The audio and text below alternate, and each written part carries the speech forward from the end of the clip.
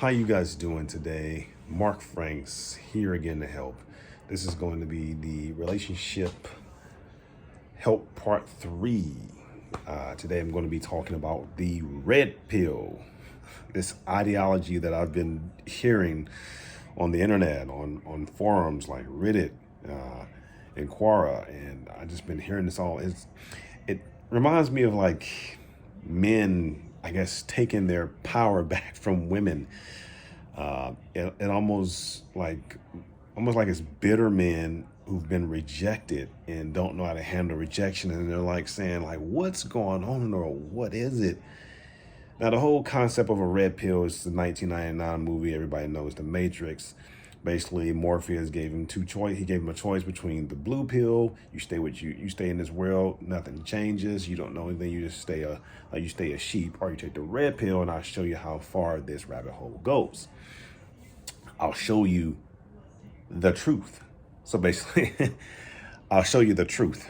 And I guess the red pill community of men that say, hey, this is the truth about women. It's not always giving them stuff. It's not always being the nice guy. It's not always doing that. It's not always worshiping them.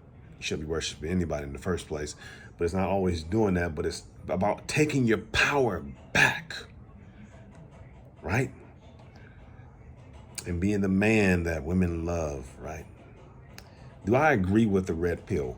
Now, let's get this right. Let me get this straight. Some of the red pill concepts are spot on. They are correct. They are in line. And it's about men finding themselves. It's about men improving themselves. And guys, I'm all for that. I'm all for that. And guys, I used to help a lot of men about 5-6 years ago. I took a break there. But, and I don't really do a lot of the relationship arena anymore. But I can help with this. So since I've been gone, I've been hearing about this red pill ideology. It seems like a lot of bitterness built up and men coming together to complain but there's certain aspects about the red pill that get men moving and improve to try to improve their life. So if they basically improve their life and not really care what women think as much, not fall into their traps, then women actually come after them and women be more attracted to them. Now, in part, some of that is correct, but it's too much work. It's like a cult. You're putting too much energy into women. You're just putting too much. It's almost like you're not worshiping them, but you are kind of indirectly, suggestively kind of worshiping them. Guys, there's only, all right, so if you're in a relationship or you're in a marriage, I've been married for 7 years. If you're in a relationship and marriage, there's two things that work. And it won't work all the time. All right. But if you master these two things, things will work out. I think a lot of men I do believe that the world has changed and men have changed and men are not being men anymore. I do agree with that. Well, there's two things that you remember. I wouldn't suggest the whole red pill idea. It's too much to remember. It's too much to be aware of. You always got to like, okay, I'm aware of this. No, it's leadership and love. You lead and you love. You lead and you love in a relationship. You lead and you love in a marriage, right? So let's talk about leadership. When you lead, you are the leader. You are the general. All right. If you are not leading, you are not the general. You cannot be a general and a private at the same time. So either you're going to be a general or you're going to be a private. So be a general in your relationship. That means take the lead on things. And that doesn't have to mean that every decision is going to be yours or you have to make every decision. No, but what you want to do is you want your wife or significant other or your girlfriend to look up to you. All right. And the leaders, they lead. All right. They're confident. They're masculine. They do manly things. They make great decisions. They take care of themselves. They're about their appearance. And it's all encapsulated in being a leader. All right. You want people look up to leaders.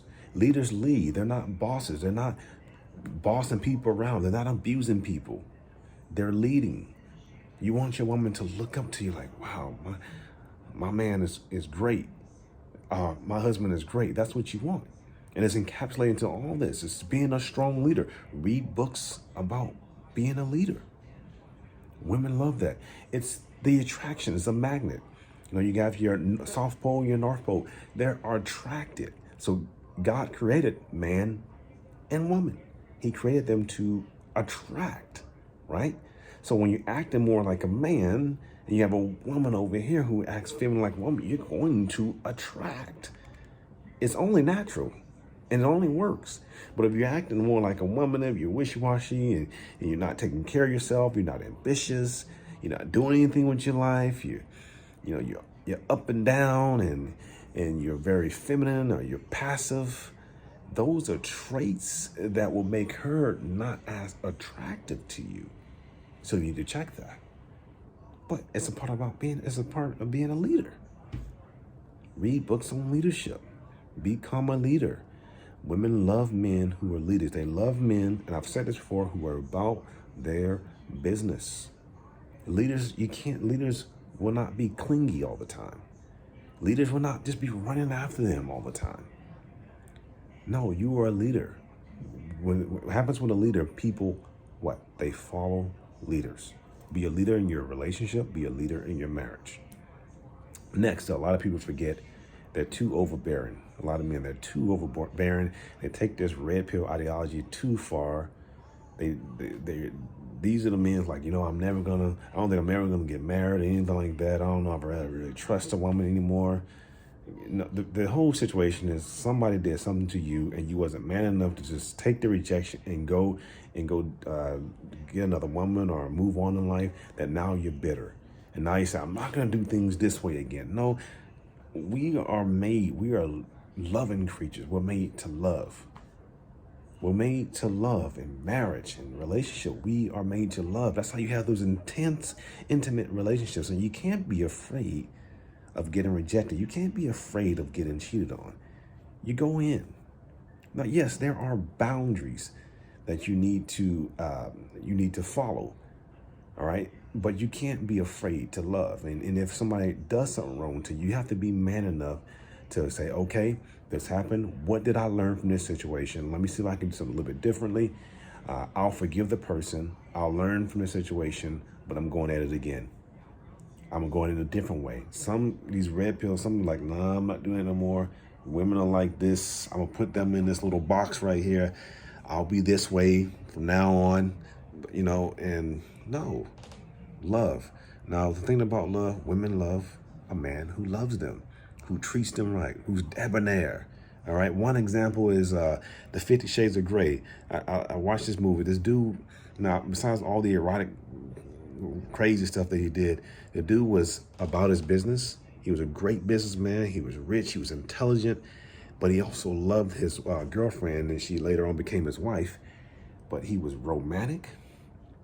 He was texting her little sexy things to getting her aroused and all that. And he was the man. He's the leader and the romantic leader. So he's a leader on this end, but he's also the romantic leader in a relationship, and it all flows. So love is important. It's important, and love forgives too. Your wife's gonna mess up, your girlfriend's gonna mess up, but you forgive.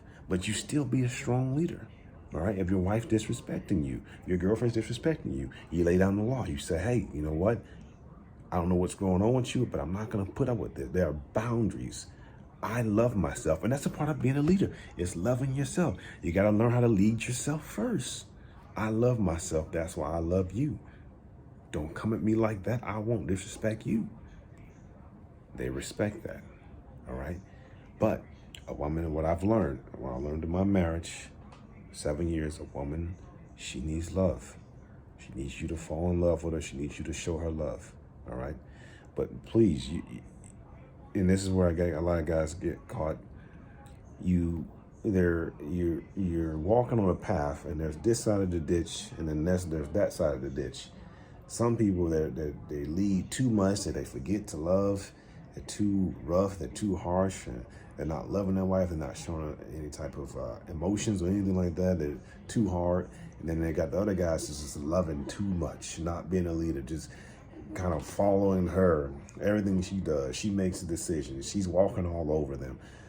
They're not making commitments in their life. They're not trying to advance their life. They're not taking care of their health. They're not taking care of their appearance. They're just following her, following everything she does. And you're not walking in the middle. You're not walking in the middle. Stay in the middle. This red pill ideology, yeah, although some parts are good, it's too complicated. Just keep it simple. Love and leadership. Leadership and love. Love and leadership. Learn to be a great leader and learn to love. You're made to love. Don't be afraid to love, but you're made to be a leader too. Do not be afraid to be a leader. Guys, if you like my channel, please subscribe and hit that like button. You guys have a blessed day. Peace out. Catch you on the next one.